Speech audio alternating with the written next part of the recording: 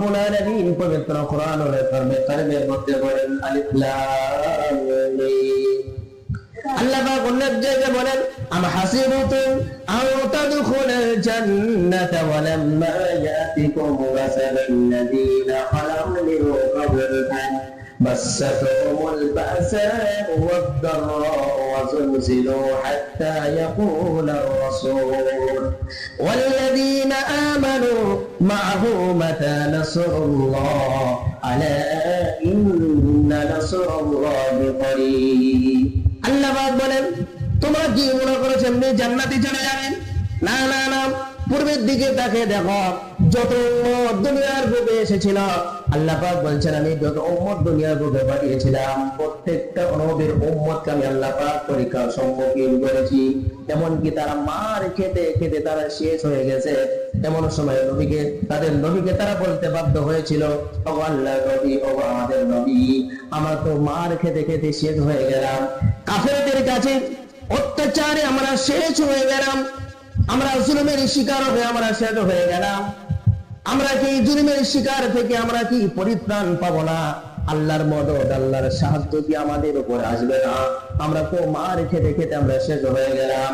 তখনকার নবীরা ওই উম্মতদেরকে সান্ত্বনা দেওয়ার জন্য বলতে বাধ্য হয়েছিল, আলা ইন্না নাসরাল্লাহি করিব, তোমরা সবর করো, ধৈর্য ধারণ করো, অবশ্যই আল্লাহ পাকের সাহায্য, আল্লাহ পাকের মদদ অতি নিকটে। জোরে বলুন সুবহানাল্লাহ।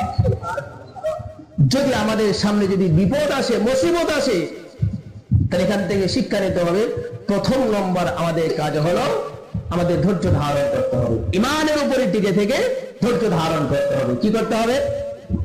জোরে বলুন, কি করতে হবে?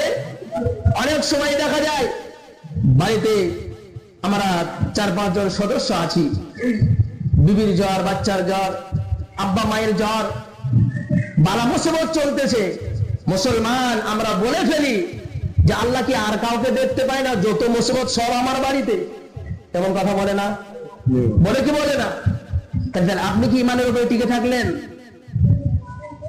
এই কথা যদি আপনি বলে থাকেন তাহলে ইমানের উপরে কি আপনি টিকে থাকতেন? আপনার মনকে জিজ্ঞাসা করুন, আপনার উপরে মুসিবত দিয়ে থাকেন, আল্লাহ পাক বালা দিয়ে থাকেন, এমনই আপনাকে আপনার ঈমান যাচাই করার জন্য, আপনার ঈমানটা পরীক্ষা করার জন্য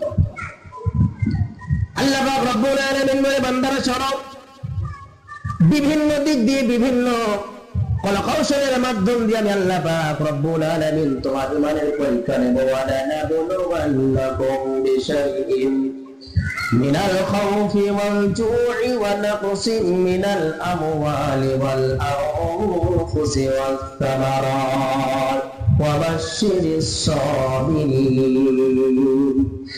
আল্লাহ পাক রব্বুল আলামিন বলে, বান্দারা শোনো, আমি আল্লাহ কিসের মাধ্যম দিয়ে তোমার ঈমানের পরীক্ষা নেব? শোনো, ভয়ের মাধ্যম দিয়ে আমি আল্লাহ পাক তোমার পরীক্ষা নেব, দারিদ্রতার মাধ্যম দিয়ে আমি আল্লাহ পাক তোমার পরীক্ষা নেব, তোমার জমির ফসল নষ্ট করে দিয়ে আমি আল্লাহ পাক তোমার পরীক্ষা নেব, তোমার গাছের ফল নষ্ট করে দিয়ে আমি আল্লাহ পাক তোমার পরীক্ষা নেব। আল্লাহ পাক বলেন, ওখানে তোমার সন্তানকে আমি আল্লাহ পাক কেড়ে নেব, ওখানে তোমার আব্বা মাকে আমি আল্লাহ পাক রব্বুল আলামিন কেড়ে নেব। দেখি তুমি ঈমানের উপরে তুমি টিকে থাকো কিনা, তুমি আল্লাহ পাক রব্বুল আলামিনের উপরে তুমি রাজি থাকো কিনা। আল্লাহ পাক বলছেন, মুসিবত আসবে, বালা আসবে, সর্বহালতে বিপদ আপদ আমার, আমি ভালো থাকি বা খারাপ থাকি, সর্বহালতে আমাকে শুকরিয়া আদায় করতে হবে, আলহামদুলিল্লাহ। কি আদায় করতে হবে? কেউ যদি জিজ্ঞাসা করে ভাই কেমন আছেন, আপনি যে অবস্থায় থাকুন না কেন সেই অবস্থাতেই আপনাকে বলতে হবে আমি ভালো আছি, আলহামদুলিল্লাহ। কি বলতে হবে? আলহামদুলিল্লাহ। আল্লাহ পাক যে অবস্থায় রেখেছেন ওই হালতে আপনাকে শুকরিয়া আদায় করতে হবে, আলহামদুলিল্লাহ। তবেই তো আল্লাহ পাক খুশি হবে। আপনি যদি শুকরিয়া আদায় করতে চান, আপনার নিম্ন স্তরে যারা আছে, আপনার নিম্ন শ্রেণীর যারা আছে, এদের দিকে আপনাকে লক্ষ্য করতে হবে, তবে আপনি শুকরিয়া আদায় করতে পারবেন। আপনার বাড়িটা দেখা গেল একতলা, আপনার পাশে আর একটা 2তলা বিল্ডিং আছে। এবার আপনি যদি বলেন আল্লাহ এই বাড়িটা কত বড়, আমাকে তুমি কিছুই দিলে না, শুকরিয়া আদায় হবে না। শুকরিয়া আদায় হলো? আপনার বাড়ির পাশে আর একটা ঝুপড়ি বাড়ি আছে, একটা ছোট কুড়ি ঘর আছে, ওর দিকে আপনি লক্ষ্য করুন, আল্লাহ কমসে কম তুমি তো আমাকে একতলা বাড়ি একটা দিয়েছো, কিন্তু আমার পাশে অমুক ব্যক্তি, ও তুমি কিছুই দাও না, ছোট্ট মাত্র একটা কুড়ি ঘরের মধ্যে বসবাস করে, একবেলা খেতে পায় আর একবেলা খেতে পায় না, ওর থেকে তুমি আল্লাহ আমাদের ভালো রেখেছ। যার একটা চোখ নাই সেও শুকরিয়া আদায় করতে পারবে, তার দুটো চোখ নাই তার দিকে তাকে লক্ষ্য করতে হবে, গো আল্লাহ তুমি তো আমার একটি চোখ বন্ধ করে দিয়েছো, কমসে কম একটি চোখ দিয়ে তো আমি দেখতে পাই। অমুক ভাইয়ের দুইটা চোখ নাই, দুনিয়া তো কিছুই দেখতে পায় না।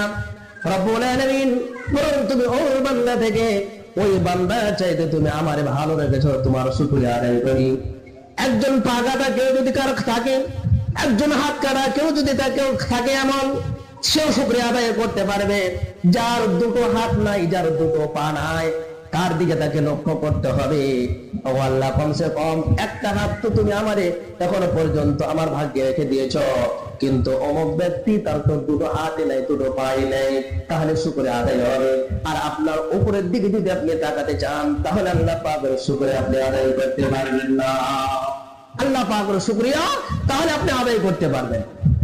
মুসলমান ভাইরা যে কথা বলতেছিলাম, আল্লাহ পাক রব্বুল আলামিন আপনার উপর দেখতে চান না, আপনি কত সুন্দর এটা আল্লাহ পাক দেখতে চান না, আপনি কত টাকার মালিক এটা আল্লাহ পাক দেখতে চান না, কত টাকা বিল্ডিং কত টাকা দিয়ে বানিয়েছেন এটা আল্লাহ পাক রব্বুল আলামিন দেখতে চান না।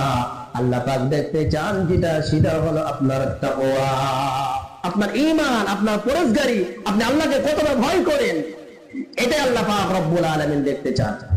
আমি অনেক মনে করেন আমল করলাম, ঢেক আমল করলাম, কিন্তু আমলগুলি মোটেই ভালো নয়। অল্প আমল অল্প, কিন্তু সে আমলটা একটা আমলই ভালো। গ্রহণযোগ্যতা আল্লাহ পাকের কাছে কোনটা? অল্পটা না ঢেকটা? আল্লাহ পাক কোরআনে বলেননি যে ঢেক আমল করো, এটা বলেননি। আল্লাহ পাক বলেছেন সুন্দর আমল করো, আহসানা আমালা, আমলকে সুন্দর করো, আমল মেলা করো, এটা আল্লাহ পাক বলেন। আমলকে সুন্দর করো। আমল যদি সুন্দর করতে হয়, তাহলে আমি বিষয় একটু সাইডে যাই। সেটা হলো এই আমল যদি সুন্দর করতে হয়, তাহলে নামাজটা কি একটি সুন্দর একটা আমল? তো প্রধান একটা আল্লাহ পাকের হুকুম একটা আমল, সব থেকে বড় আমল। এই আমলটা সুন্দর করতে গেলে তাহলে আমাদের সেই নামাজের ভিতরে, এই ইবাদতের ভিতরে সূরা কেরাত যে সমস্ত জিনিসগুলি মাসাইলগুলো দরকার, সেগুলি আমাদের জানার প্রয়োজন আছে না নাই? আর যদি বলেন আছে না নাই? কিন্তু আমরা মুসলমান দুনিয়া নিয়ে তো ব্যস্ত থাকলাম। কোরআন কয়জন সহি পড়তে পারি আমরা? সূরা ফাতিহা কয়জন ভালো করে আলেমদের সামনে শোনাতে পারবেন?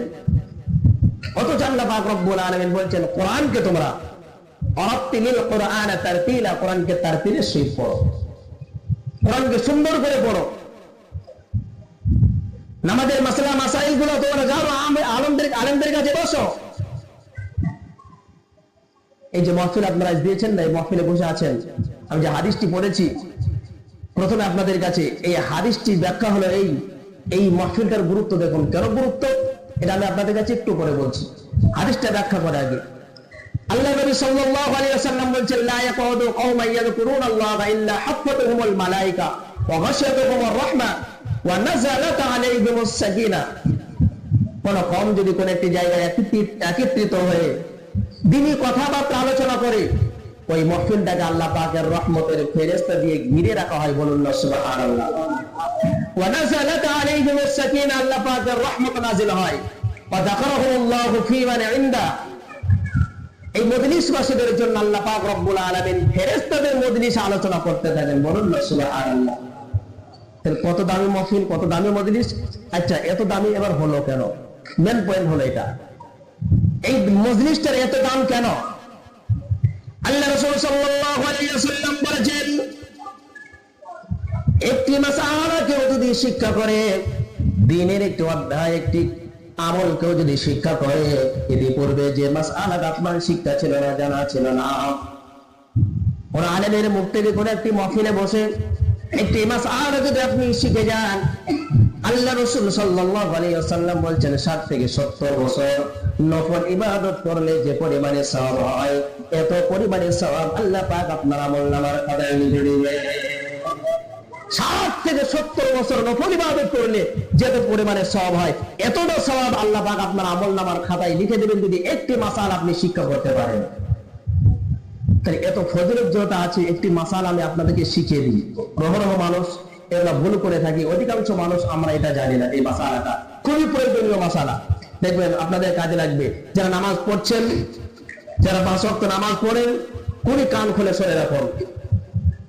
মনে করুন আপনি একা একা নামাজ পড়ছেন, 4 রাকাত কিংবা 3 রাকাত, 4 রাকাত কিংবা 3 রাকাত নামাজ পড়ছেন, 2 রাকাত হয়ে গেছে, আপনি এত বৈঠকে বসে আছেন, মুহাম্মাদান আবদুহু ওয়া রাসূলুহু, এতটুকু পড়ে তো আপনার উঠতে হবে নাকি? ঠিক বলছি না? বলবো মুহাম্মাদান আবদুহু ওয়া রাসূলুহু, এতটুকু পড়ে আপনারে উঠতে হবে, খাড়া হতে হবে। অনেক সময় দেখবেন উঠতে ভুল হয়ে যায়, উঠতে মনে নেই, আল্লাহুম্মা সাল্লি আলা মুহাম্মাদ ওয়া আলা আলি মুহাম্মাদ পড়তে পড়তে চলে যায়। এবার হয় কি হয় না? এবং সকলের হয়, এবং কেউ বলতে পারবে যে ভুলটা আমার হয় না, ও আমার হয়, হুজুর হয়, সব হুজুরের হয়। আপনি দ্বিতীয় রাকাতে, আপনি বাকি রাকাতের জন্য উঠতে যাবেন, আপনি ভুলে গিয়েছেন আল্লাহুম্মা সাল্লি আলা মুহাম্মাদ ওয়া আলা আলি মুহাম্মাদ পড়তে পড়তে চলে গিয়েছেন। এবার এই যে আপনি অতিরিক্ত পড়ে ফেলেছেন, আপনি উঠতে ভুলে গিয়েছেন, এবার আপনার করণীয় কি? যদি মাসআলা জানা থাকে ভালো, আলহামদুলিল্লাহ। যদি জানা না থাকে, ওখানে আবার অনেকেই বসে বসে মাসআলা তৈরি করে, আরে বেশি তো পড়েছি, কম তো আর পড়ি নাই, বুঝতে পেরেছেন? এখন বসে বসে মাসআলা তৈরি করে না। আপনি উঠতে ভুলে গিয়েছেন, কমসে কম এতটুকু যদি অতিরিক্ত পড়ে ফেলেন, আল্লাহুম্মা সাল্লি আলা মুহাম্মাদ, এতটুকু কমসে কম যদি আপনি অতিরিক্ত পড়ে ফেলেন, আপনার উপরে সহ সেজদা ওয়াজিব হয়ে গেছে। সহসেজদা বুঝেন? ভুলের সেজদা বুঝেন? তাহলে এই মাসআলাটা সকলে জানা ছিল না, আপনাদের সকলে জানা ছিল না। তাহলে অনেকটা বলতে আমাদের অনেক সময় হয়ে যায়। সহসেজদা আমরা কয়েকদিন কোন দিন দিয়েছি বলুন? সহসেজদা এবার যদি আপনি না দেন, তাহলে আপনার নামাজটা বাতিল হয়ে গেছে, ক্যান্সেল হয়ে গেছে। এই যে মাসআলাটি শিখে নিলেন, এই অনুযায়ী যদি আপনি আমল করেন, ব্রেনে যদি রাখতে পারেন সারা জীবন ভর, আল্লাহ পাক রব্বুল আলামিনের নবী বিশ্বনবী বলেন 60 থেকে 70 বছর নফল ইবাদত করলে যে পরিমাণের সওয়াব হয়, এত পরিমাণের সওয়াব আল্লাহ পাক আপনার আমলনামার খাতায় লিখে দিয়েছেন। সুবহানাল্লাহ। মুসলমান ভাইরা, যে কথা বলতেছিলাম, ইমানের পরীক্ষা হবে। আল্লাহ পাক রব্বুল আলামিন প্রত্যেককে ইমানের সম্মুখীন করবেন, পরীক্ষার সম্মুখীন করবেন। আমার আপনার ইমানটা কতটা মজবুত, আল্লাহ পাক রব্বুল আলামিন বলেছেন তোমার যাচাই পরীক্ষা হবে। তবে মনে রাখো, আল্লাহ পাক বলছেন মুসিবত আমি দিয়ে থাকি তোমাদের ঈমান পরীক্ষা করার জন্য, ওই মুসিবত থেকে আবার উদ্ধার পাওয়ার জন্য, রক্ষা পাওয়ার জন্য আমি আল্লাহর কাছে তোমরা সাহায্য সাহায্য প্রার্থনা করো। তাহলে মুসিবত কে দিয়ে থাকেন? একটা আওয়াজে বলুন, কে? মুসিবত দিয়ে থাকেন আল্লাহ। আবার সাহায্য চাইতে হবে ওই মুসিবত থেকে কার কাছে? আল্লাহর কাছে। আল্লাহ পাক রব্বুল আলামিন বলে, বান্দারা শোনো, সত্যি তুমি যদি আমার কাছে মন থেকে যদি তওবা যদি করতে পারো, সত্যি যদি মন থেকে আমি আল্লাহর কাছে যদি সাহায্য চাইতে পারো, তুমি যত বড় মুসিবতে পড়ো না কেন, আমি আল্লাহ পাক রব্বুল আলামিন ওই মুসিবত থেকে তোমার আমি উদ্ধার করে দিব। লক্ষ্য করে দেখুন, বুঝাবার জন্য বলতেছি, খলিফাতুল মুসলিমিন হযরত ওমর রাদিয়াল্লাহু তাআলা আনহু মদিনার প্রেসিডেন্ট, তিনি আইন জারি করে দিলেন, আজ থেকে মদ নিষিদ্ধ হয়ে গেল। তিনি মদিনার প্রেসিডেন্ট, কেউ মদ পান করতে পারবে না। মদিনার অলিতে গলিতে এলান হয়ে গেল, প্রচার হয়ে গেল, কেউ মদ পান করতে পারবে না। মদিনার একজন যুবক নিশার কারণে থাকতে না পেরে মদিনার আকিক নামক এক বাজার থেকে 2 বোতল মদ কিনেছে। 2 বোতল মদ কিনে 1 বোতল মদ পান করেছে, আর 1 বোতল মদ সঙ্গে করে নিয়ে আসতেছে, অন্য সময় পান করবে। সন্ধ্যা হয়ে গেছে, যুবক পাহাড়ি এলাকা দিয়ে একা একা হাঁটতেছেন। এমন সময় হযরত ওমর রাদিয়াল্লাহু তাআলা আনহু ওই রাস্তা দিয়ে যেতেছিলেন, যুবককে চোখে ধরা পড়ে গেল। হযরত ওমর যুবককে ডাক দিয়ে বললেন, যুবক একটু এদিকে এসো, সন্ধ্যা উত্তীর্ণ হয়ে গেছে, এই পাহাড়ি এলাকা দিয়ে তুমি একা একা কোথায় গিয়েছিলে বলো? ওই যুবক বলল, খলিফাতুল মুসলিমিন, আমার বাড়িতে ছোট্ট একটা বোন আছে, এই বোনটার জন্য আমি 1 বোতল দুধ কিনতে গিয়েছিলাম। কি কিনতে গিয়েছিলাম? আসলে দুধ কিনতে গিয়েছিল, মদ কিনতে গিয়েছিল। আমি 1 বোতল দুধ কিনতে গিয়েছিলাম। হযরত ওমর রাদিয়াল্লাহু তাআলা আনহু বললেন, দাও দেখি দুধের বোতলটা আমার হাতে দাও, দেখি তুমি কেমন দুধ কিনতে গিয়েছিলে। ওই যুবক তখন বলল, খলিফাতুল মুসলিমিন, দুধটা একটু গরম আছে তো সেই জন্য আমি চাদরের ভিতর করে নিয়ে আসতেছি, দুধ একটু গরম আছে, বার করলে ঠান্ডা হয়ে যায়। হযরত ওমর বললেন, দাও না দেখি কেমন তোমার দুধটা গরম আছে, আমার হাতে দাও। ওই যুবক চিন্তা করল, আরে জীবনকে রক্ষা করার জন্য আমি মিথ্যার আশ্রয় নিয়েছি, মিথ্যা কথা বলে দিয়েছি। এখন আমি দুধের এই মদের বোতলটা যদি ওমরের হাতে যদি দিই, তাহলে এখানে আমাকে মার্ডার করে দেবে, শেষ করে দেবে, কেউ জানতেও পারবে না। কারণ হযরত ওমরের ব্যাপারে আপনাদের জানা আছে, হযরত ওমর রাদিয়াল্লাহু তাআলা আনহু কত কঠিন দিনের মানুষ, আপনারা প্রত্যেকেই জানেন। আল্লাহ রাসূল সাল্লাল্লাহু আলাইহি ওয়াসাল্লাম বলেছেন, আরহামু উম্মতি বিউম্মতি আবু বকর আশাদ্দুহুম ফি আমরিল্লাহি ওমর। আমার উম্মতের ভিতরে সবথেকে রহম দিলের মানুষ হলো হযরত আবু বকর সিদ্দিক রাদিয়াল্লাহু তাআলা আনহু, আর সবথেকে কঠিন দিলের মানুষ হলো হযরত ওমর রাদিয়াল্লাহু তাআলা আনহু। সেই ওমরের সামনে মিথ্যা কথা বলে দিয়েছি। হযরত ওমর বললেন, যুবক দাও দেখি দুধের বোতলটা আমার হাতে দাও। যুবক চিন্তা করলেন, আহারে যদি সত্য কথা বলতাম তাহলে হয়তো কিছু না কিছু ছাড় পেতাম, একবারে তাহা মিথ্যা কথা বলে দিয়েছে, কিছু করার নেই। এই মদের বোতলটা বার করে হযরত ওমরের হাতে দিতে যাবেন, কতটুকু সময়? 4-5 সেকেন্ড সময়। এই 4-5 সেকেন্ডের ভিতরে এই যুবক মনে মনে আল্লাহ পাক রব্বুল আলামিনের কাছে দোয়া করেছেন, রব্বুল আলামিন, আয় আল্লাহ, আজ জীবনকে রক্ষা করার জন্য, হযরত ওমরের হাত থেকে রক্ষা পাওয়ার জন্য, আয় আল্লাহ, আমি হযরত ওমরের সামনে মিথ্যার আশ্রয় নিয়েছি। রব্বুল আলামিন, আজ যদি তুমি হযরত ওমরের হাত থেকে যদি বাঁচিয়ে দিতে পারো, রক্ষা করে দিতে পারো, তোমার নামে শপথ করতেছি, তোমার নামে কসম করতেছি, রব্বুল আলামিন, জীবনে কোনোদিন আমি আর মদ পান করব না। আয় আল্লাহ, কোনোদিন আমি আর মদ পান করব না। আজ তুমি ওমরের হাত থেকে আমারে বাঁচিয়ে দাও। এই বলে আল্লাহ পাক রব্বুল আলামিনের কাছে মনে মনে তওবা করেছেন, আর মদের বোতলটা চাবের ভিতর থেকে বার করে হযরত ওমরের হাতে দিয়েছেন। হযরত ওমর রাদিয়াল্লাহু তাআলা আনহু এই বোতলটা নিয়ে দেখলেন, সত্যি সত্যি এর ভিতরে দুধ ভরা আছে। জয় বলুন সুবহানাল্লাহ। একবার চিল্লে বলা যাবে কি সুবহানাল্লাহ? মুসলমানদের ভাইয়েরা, হযরত ওমর রাদিয়াল্লাহু তাআলা আনহু দুধের বোতলটা নিয়ে যুবককে বললেন, যুবক, সত্যি দুধের বোতলে দুধটা গরম আছে, শুধু দুধ মানে দুধটা গরম আছে। যুবক যেমন বলেছিল, ওমর দুধটা একটু গরম আছে, সেই জন্য আমি চাদরের ভিতর করে নিয়ে আসতেছি। আল্লাহ পাক রব্বুল আলামিন ওই যুবকের কথাটা সত্যায়ন করার জন্য আল্লাহ পাক রব্বুল আলামিন মদকে শুধু দুধে পরিবর্তন করেন নাই, দুধে পরিবর্তন তো করেছেন, তার সঙ্গে সঙ্গে দুধটা গরম করে দিয়েছে। মুসলমান ভাইয়েরা, হযরত ওমর রাদিয়াল্লাহু তাআলা আনহু বললেন, যুবক যাও, বাড়ি চলে যাও। ওই যুবক তখন হযরত ওমরের দিকে তাকিয়ে আছে। কি বলছেন খলিফাতুল মুসলিমিন? দুধ বলছেন মানে? আমি তো মদ কিনতে গিয়েছিলাম, আমি আপনার হাত থেকে বাঁচার জন্য আমি মিথ্যা কথা বলেছিলাম। আসলে এটা দুধের বোতল ছিল না, এটা মদেরই বোতল ছিল। আমি এক বোতল মদ পান করেছিলাম, আপনার আওয়াজ শুনে আমার মাথা ভালো হয়ে গেছে। তারপরে এটা দুধের বোতল ছিল না, এটা মদেরই বোতল ছিল। হযরত ওমর বললেন, না না, এটা তো দুধ, আমি কি দুধ চিনি না, এটা দুধেরই বোতল। মুসলমান ভাইয়েরা, সঙ্গে সঙ্গে যুবক হযরত ওমর রাদিয়াল্লাহু তাআলা আনহুর পায়ে পড়ে গেলেন, বললেন, খলিফাতুল মুসলিমিন, আসলে সত্যি আমি মদ কিনতে গিয়েছিলাম, আপনার হাত থেকে রক্ষা পাওয়ার জন্য আমি মিথ্যার আশ্রয় নিয়েছিলাম। তবে যখন আপনি আমার কাছ থেকে যখন মদের বোতলটা যখন চাইলেন, দুধের বোতলটা যখন চাইলেন, আসলে আমার কাছে দুধের বোতল নাই, আর নাই আমার কাছে আছে মদের বোতল। আপনি যখন আমার কাছে চেয়েছিলেন, আমি আল্লাহ পাক রব্বুল আলামিনের কাছে মনে মনে তওবা করেছি, আল্লাহ পাক রব্বুল আলামিনের কাছে তওবা করেছি। তবে খলিফাতুল মুসলিমিন, আজ যে আল্লাহ পাক রব্বুল আলামিন এই 4-5 সেকেন্ডের ভিতরে আমার এই মদটাকে দুধের দ্বারাই পরিবর্তন করে দিতে পারে, আল্লাহ পাক রব্বুল আলামিন অবশ্যই আমার জীবনটাকে আমি আজ থেকে খালিস নিয়তে তওবা করলাম। জীবনে কোনোদিন আমি আর মদে হাত দিব না, জীবনে কোনোদিন আমি আর মদ পান করবো না। মুসলমান শিক্ষা দেওয়ার জন্য আমি এই ঘটনাটি বললাম।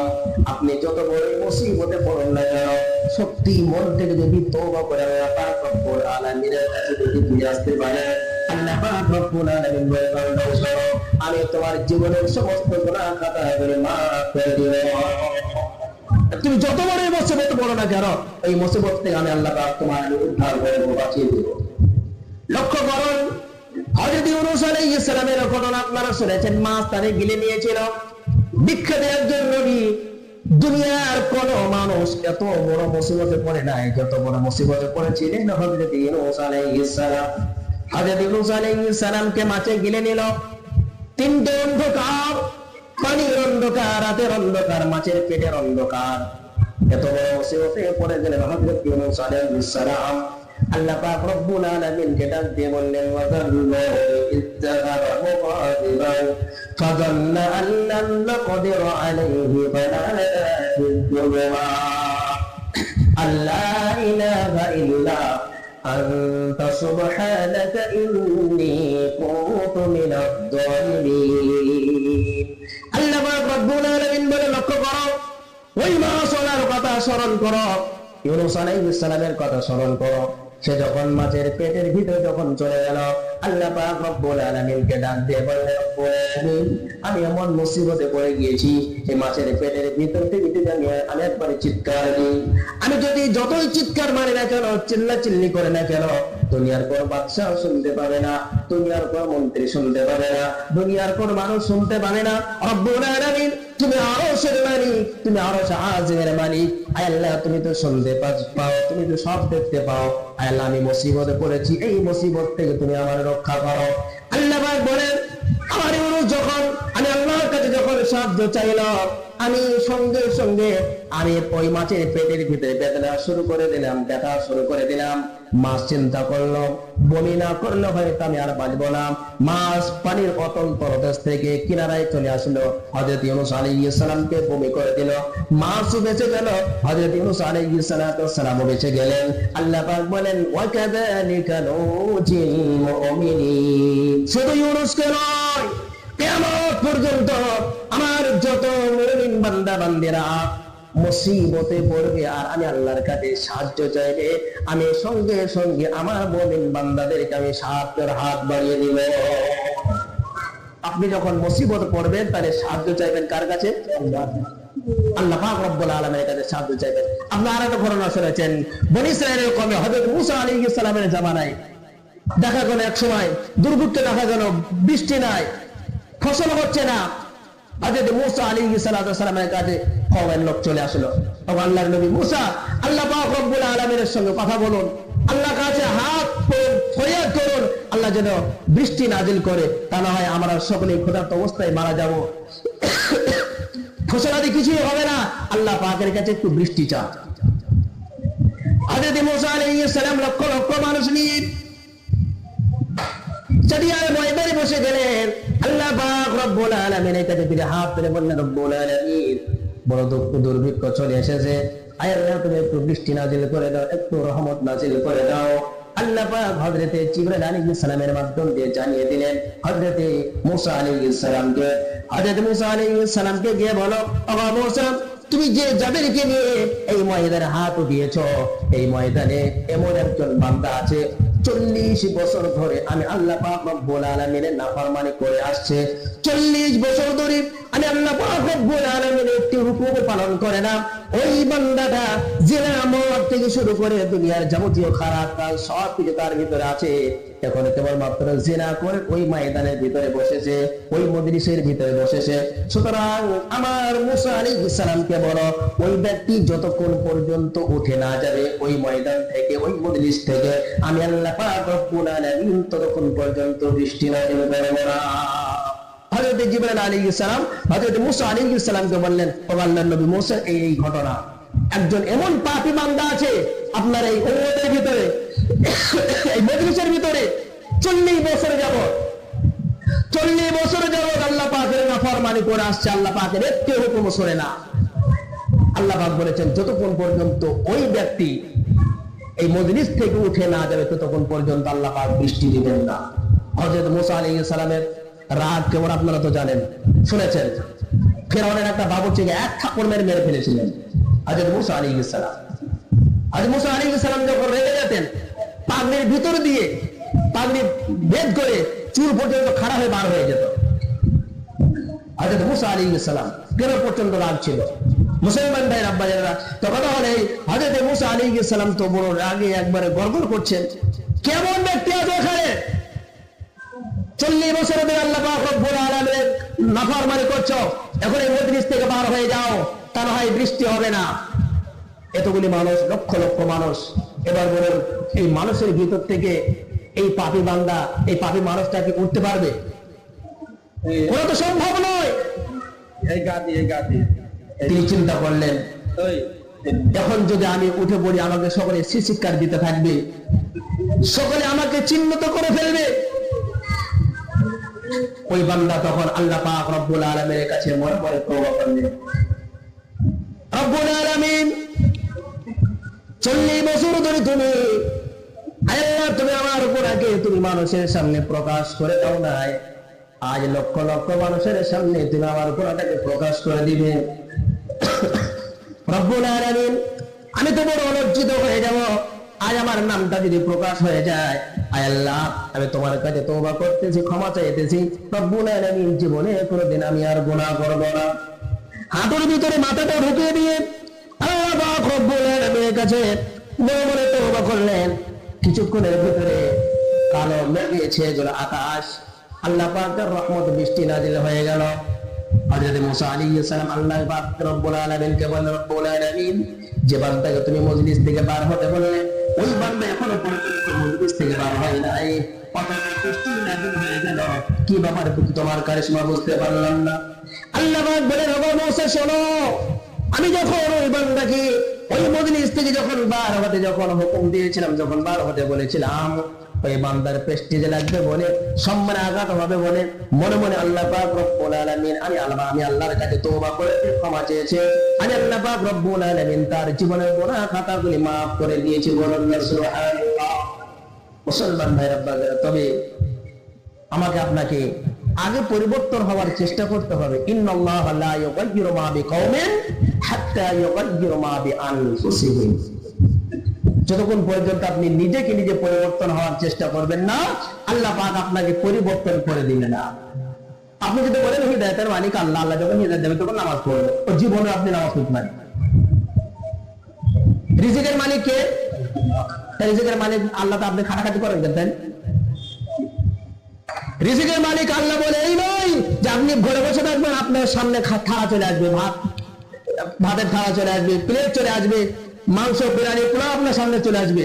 এটা এর অর্থ কি? এটা এর অর্থ এটা নয়।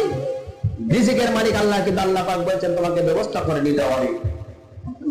আল্লাহ পাক রব্বুল আলামিন বলেন, ইন্নাল্লাহা লা ইউগাইয়িরু মা বিকাওমিন হাত্তা ইউগাইয়িরু মা বিআনফুসিহিম। তুমি নিজেকে নিজে যতক্ষণ পর্যন্ত পরিবর্তন করার চেষ্টা করবে না, আল্লাহ পাক বলেন আমি আল্লাহ পাক তোমাকে পরিবর্তন করে দিব না। সুতরাং আমাকে আপনাকে আগে পরিবর্তন হওয়ার চেষ্টা করতে হবে। আমার আপনার বাড়ি পরিবর্তন করার চেষ্টা করতে হবে। আমি নামাজ পড়ে, আমার বিবি নামাজ পড়ে না।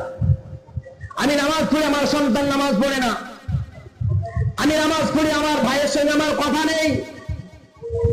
আমি ছোট ভাই ও বড় ভাই, আমি বড় ভাই ও ছোট ভাই। সামান্য একটু জমির জন্য, সামান্য একটু পয়সার জন্য, সামান্য দুনিয়ার অর্থের জন্য ভাইয়ের সঙ্গে ভাই বিচ্ছেদ হয়ে আছে, এমন আছে না নাই বলুন? আল্লাহ রাসূলের হাদিস শুনুন। আল্লাহ রাসূল সাল্লাল্লাহু আলাইহি ওয়াসাল্লাম বলেছেন, কোন মুমিন বান্দা যদি 3 দিন লাগাতার যদি একজন ভাই মুমিন ভাই আরেকজন ভাইয়ের সঙ্গে যদি কথা যদি বন্ধ করে দেয়, আত্মীয় যদি বিচ্ছেদ করে দেয়, তার কোনো ইবাদত কবুল হবে না। আপনি ছোট ভাই, আপনি ভুল করেছেন বড় ভাইয়ের কাছে, বড় ভাই আপনার কথা বলে না, ছোট ভাই আপনিও কথা বলেন না। মুসলমান ভাইরা, বাজারেরা, অনেক সময় দেখা যায় যে বড় ভাই ছোট ভাইকে মানুষ করে আগেতে, এখন হয়তো টাকা পয়সা হয়েছে মানুষের, আগেতে টাকা পয়সা তেমন কিছু ছিল না, ছোট্ট ভাইটাকে মানুষ করতে হবে বলে বড় ভাইটা চলে গিয়েছে কেরালায়, বড় ভাইটা চলে গিয়েছে চেন্নাই। আজ বড় ভাইটা মুরব্বী হয়ে গেছে, মাজুর হয়ে গেছে, চলাফেরা করতে পারে না, কথা বলতে পারে না, ইশারা কথা হয়ে গেছে। আজ যে বড় ভাই তোমাকে কলপিটে করে মানুষ করলো, যে তোমার শিক্ষিত বানালো, আজ তুমি চাকরি পেয়েছো, আজ তোমার অনেক টাকা পয়সা হয়েছে, তুমি ছোট ভাই হয়ে ওই বড় ভাই পাশের কুড়ি ঘরে ছুঁয়ে আছে, একটি বার তোমার দেখার মতো তোমার সুযোগ হয় না। তেমন আছে না নাই?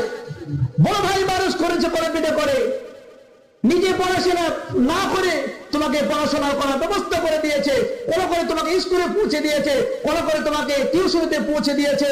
নিজে পড়াশোনা না করে সেই বড় ভাই তোমাকে শিক্ষিত বানিয়েছে, আজ তুমি চাকরি পেয়েছো, বড় ব্যবসা হয়েছে তোমার, আজ বড় বিল্ডিং হয়েছে। বড় ভাইটা আর ছোট্ট করে ঘরে ওষুধ কেনার তার পয়সা নাই, তাকে দেখার মতো কেউ নাই। তুমি ছোট ভাই হয়ে তোমার লক্ষ লক্ষ টাকা, তুমি ভাইকে একটা ওষুধ কেনার একটা টাকা তুমি দিতে পারো না। তুমি মুমিন বলে দাবি করো, তুমি মুসলমান বলে দাবি করো, ইবাদত কবুল হবে তো?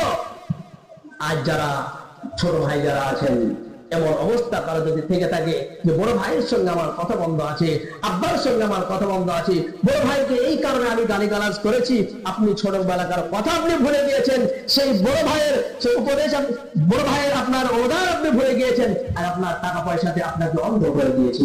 আব্বা যারা বড় ভাইয়ের কাছে ক্ষমা চাইবেন, আল্লাহ পাকের আরশ খুশি হয়ে যাবে, আল্লাহ পাকের আরশ খুশি হয়ে যাবে। মুসলমান ভাইরা সমাজ করতে শিখুন, আত্মীয়তা বজায় রাখতে শিখুন। আজ আমরা সকলে বিবাদ বিচ্ছেদ হয়ে গিয়েছি। মুমিন মুসলমানকে আমরা গালিগালাজ করি, ভাই ভাইকে আমরা গালিগালাজ করি। আল্লাহ রাসূল সাল্লাল্লাহু আলাইহি ওয়াসাল্লাম একদিন মসজিদে হারামে বসে আছেন, কাবা শরীফের কাছে বসে আছেন। এমন সময় কাবা শরীফকে লক্ষ্য করে বিশ্বনবী আমার বলতেছে, ও কাবা, ও আল্লাহর ঘর, তোমার কতই না মর্যাদা, তোমার কতই না সম্মান। তবে তুমি কি জানো, তোমার চাইতে একজন মুমিনের সম্মান আরো অনেক বেশি। বলুন না সুবহানাল্লাহ। একজন মুসলমানের সম্মান কাবা ঘরের চাইতে বেশি সম্মান। একজন কাফের, একজন মুশরিক ইহুদি কেউ যদি কাবা শরীফ যদি ভাঙতে আসে, বলুন তো আমরা মুসলমান, আমরা যদি সেখানে যদি উপস্থিত থাকি আর আমাদের যদি সক্ষম হয়, আমাদের যদি ক্ষমতা থাকে, বলুন তো তাকে মার্ডার করে দেবো কিনা দেবো? বলে আমরা মার্ডার করে দেবো, শেষ করে দেব, তার হাড় হাড্ডি সব চুরমার করে দেব। কিন্তু আপনি কি জানেন, একজন মুসলমানের মন ভেঙে দেওয়া, একজন মুসলমানের অন্তরে আঘাত দেওয়া কাবা শরীফ ভাঙার চাইতে বেশি গুনাহ। একটা কাবা শরীফ ভাঙলে যেমন গুনাহ হয়, কাবা শরীফকে ভাঙলে যত পরিমাণে গুনাহ হবে, তার থেকে বেশি গুনাহ হবে একজন মুমিন মুসলমানের যদি মন অন্তর যদি আপনি ভেঙে দেন। হাদিস, আল্লাহ রাসূল সাল্লাল্লাহু আলাইহি ওয়াসাল্লামের হাদিস। আজ আমাদের ছোট ছোট অনেক বাক্য বলে থাকি, গালিগালাজ করে থাকি, মানুষকে আমরা আঘাত দিয়ে থাকি, মুসলমানকে আমরা আঘাত দিয়ে থাকি। আমানত রেখেছে একজন ভাই, আমানত আজ আমরা ফিরিয়ে দিই না, তাকে ছোট বড় কথা বলে আমরা ফিরিয়ে দিই তাকে। আরে তুমি আমার কাছে 10টা টাকা রেখেছো, 100 টাকা রেখেছো, বলে তুমি আমার মাথা কিনে নিয়েছো নাকি, বিক্রি করে নিয়েছো নাকি, এই সমস্ত কথা আমরা বলে থাকি। আল্লাহ রাসূল সাল্লাল্লাহু আলাইহি ওয়াসাল্লাম বলেন, কেউ যদি কারো আমানত ছেড়ে থাকে আর সেই আমানত পরিশোধ না করে সে যদি দুনিয়ার বুক থেকে বিদায় নিয়ে চলে যায়, মনে রাখবেন এই আমানতটা কিয়ামতের ময়দানে ওই ব্যক্তি আপনার কলার চেপে ধরে আল্লাহ পাক রব্বুল আলামিনের কাছে হাজির করবে। আল্লাহ পাক রব্বুল আলামিন কেবল রব্বুল আলামিন, দুনিয়াতে আমি মাহাজরে ছিলাম, এই ব্যক্তির কাছে আমি 100 টাকা পেতাম, 200 টাকা পেতাম, 500 টাকা পেতাম, 1000 টাকা পেতাম। এই ব্যক্তি আমাকে টাকা দেয় নাই, এর সঙ্গে আমি টাকা পাবো কিংবা আমানত রেখেছিলাম, আমি আমানত রেখেছিলাম, আমার আমানত ফিরিয়ে দেয় নাই, আমার শক্তি সামর্থ্য তেমন ছিল না বলে আমি ওর কাছ থেকে আদায় করতে পারি নাই। রব্বুল আলামিন এই ব্যক্তির সঙ্গে সেই আমানত আমি ফিরিয়ে নিতে চাই, তুমি আমাকে ফিরিয়ে দাও। এই ব্যক্তির কাছ থেকে তুমি আমাকে আমানত আদায় করে দাও, টাকাটা আদায় করে দাও। আল্লাহ পাক রব্বুল আলামিন ওই বান্দাকে বলবেন, যাও ওর আমানতকে তুমি ফিরিয়ে দাও। যে জিনিসটা তোমার কাছে গুচ্ছিত রেখেছিল, যে জিনিসটা তোমার কাছে পাওনা ছিল, ওটা ওর পাওনা তুমি ফিরিয়ে দাও। এমন সময় সেই বান্দা বলবে, রব্বুল আলামিন এই কঠিন কিয়ামতের ময়দানে আমি আমানত এখন আমি কোথায় পাবো, ওর পাওনা আমি কিভাবে ফিরিয়ে দেব? আমার কাছে এখন আমানত নাই, ওর পাওনা তো এখন আমার কাছে নাই। আল্লাহ পাক বলবে, বান্দা শোনো, এখন তোমার কাছে নাই, কিন্তু সেই আমানতটা আমি আল্লাহ পাক রব্বুল আলামিন আমার কাছে রেখে দিয়েছি। ওই আমানতটা আমার কাছে রেখে দিয়েছে। তবে কোথায় জানো? আচ্ছা বলুন তো, জাহান্নাম কটা? আপনারা জানেন না? 7টা জাহান্নাম। জাহান্নাম কটা? সবচেয়ে কঠিন জাহান্নাম হলো হাবিয়া। হাবিয়া সবচেয়ে কঠিন জাহান্নাম, এটা সব নিচে, সর্ব জাহান্নামের নিচে হলো হাবিয়া জাহান্নাম। আল্লাহ পাক রব্বুল আলামিন বলবেন, তোমার ওই আমানত ওই হাবিয়া জাহান্নামের তলদেশে আছে, তুমি জলদি করে যাও, সেই হাবিয়া জাহান্নামের তলদেশে চলে যাও। কাঁধে করে বহন করে ওই আমানতটা উঠিয়ে নিয়ে এসে এই ব্যক্তিকে তুমি ফিরিয়ে দাও। ওই ব্যক্তি চলে যাবে, প্রথম জাহান্নামটার নাম হবে সেই জাহান্নামটার নাম হলো জাহান্নাম, এর উপরে লাদের পরে সাকারের পরে জাহিম, এই করে করে 6টা জাহান্নামের পরে নিচে হলো হাবিয়া জাহান্নাম। এই হাবিয়া জাহান্নামের নিচে থাকবে ওই আমানতটা। আল্লাহ পাক বলবেন যাও জলদি করে যাও, আমানতটা কাঁধে করে বহন করে তুমি উঠে নিয়ে এসে এই বান্দাকে তুমি ফিরিয়ে দাও। ওই ব্যক্তি জাহান্নামের অতল করে দেশে চলে যাবে। ওই আমানতটা নিয়ে যখন কাঁধে করে বহন করে ওই 6টা জাহান্নাম পার করে যখন সেই জাহান্নামের কাছে যখন চলে যাবে, ওপরে যখন উঠে যাবে আমানতটা কাঁধে করে নিয়ে আল্লাহ পাকের হুকুমে পা পিছলিয়ে আবার সে পড়ে যাবে, আবার হাবিয়া জাহান্নামের তলে আবার পৌঁছে যাবে। এইভাবে করে আবার উঠতে যাবে, আবার পা পিছলিয়ে হাবিয়া জাহান্নামের তলতে সে পৌঁছে যাবে। কতদিন চলবে এটা কেউ জানে না, আল্লাহু আলাম। আল্লাহ পাক যতদিন চাইবেন ততদিন পর্যন্ত এই অবস্থাটা হতে থাকবে। আমানত আমরা নষ্ট করি, অনেকে আমানত আমরা খেয়ে ফেলি। আমার কাছে টাকা রেখেছে, পয়সা রেখেছে, তাদের মাদ্রাসার সেক্রেটারি সভাপতি কেশিয়ার হোক আর মসজিদের সেক্রেটারি সভাপতি কেশিয়ার হোক, কিংবা আপনার কাছে কেউ কিছু টাকা রাখলো, খরচ দিয়েছে, ধার দিয়েছে, সে ধারটা আপনি আর ফিরে দেননি। ধার তো দূরের কথা, মানুষ মজুরি খাটলে মুনিশ খাটলে তা আর টাকা দিতে চায় না। ঠিক বলছে না, ভুল বলছি গো? তাহলে উঁচু ডাঙ্গা তার লেসা হয়ে যায়, তার বাড়িতে যেতে তুই বারবার টাকা চাইছো, তোমার বলে অমুক দিন আবার তুমি চলে এসছো, সকালে আসলে আবার যখন তুমি টাকা চাইছো, মানে ও তোমার মুনিশ গিয়ে ও মানে ফের করে ফেলেছে, তোমার মজুরি খাটতে গিয়ে ফের পড়ে গিয়েছে, মনে হচ্ছে এমন অবস্থা হয়েছে। এই তো আমাদের আখলাক, এই তো আমাদের চরিত্র। আল্লাহ রাসূল সাল্লাল্লাহু আলাইহি ওয়াসাল্লাম বলেছেন, কেউ যদি তোমার মজুরি খাটে, দিন মজুরি খাটে, তার শরীরে ঘাম শুকানোর আগে তার তুমি পয়সা শোধ করে দাও, টাকা শোধ করে দাও। মুসলমান ভাইরা বাজারেরা, আপনি কি মনে করছেন আপনি যখন একজন মানুষকে বারবার যখন ফিরিয়ে দিচ্ছেন, এখন হলো না বিকালে দেবো, বিকাল আসলে বিকালে পারলাম না, একটু অসুবিধায় পড়েছি, কালকে দিব, এইভাবে করে বারবার যখন ফিরিয়ে দিচ্ছেন, আপনার বাড়ি থেকে ওই লোকটা যখন বিদায় নিয়ে যখন চলে যাচ্ছে, গেটের মুখ যখন পার হয়ে যায়, আপনি কি মনে করছেন আপনার জন্য কি দোয়া করে? কখনো দোয়া করে না।